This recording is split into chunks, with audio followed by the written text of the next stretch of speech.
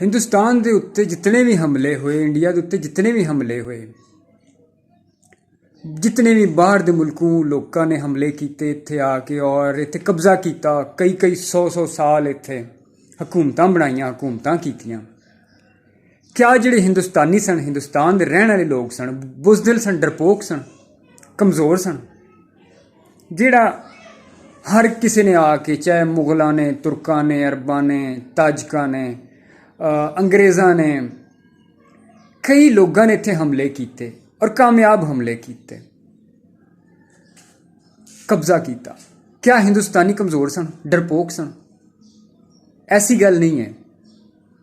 ऐसा नहीं है कि हिंदुस्तान जिहड़ा सी इहदे रहण वाले डरपोक सन, कमज़ोर सन, लड़ नहीं सकते सन, इत्थे कोई योद्धा नहीं सी। ऐसी कोई भी गल नहीं। बल्कि असल रोला यह है कि हिंदुस्तान दीयां जिन्नियां भी छोटियां छोटियां या वड्डियां जिहड़ियां भी रियासतां सन,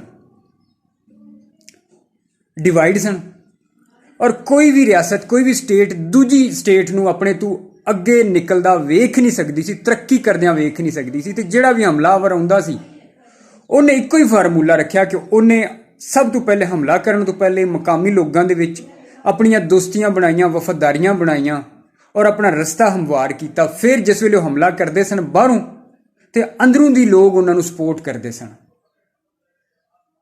ये वजह सी। और अज उही नेचर अज भी साडे अंदर मौजूद है।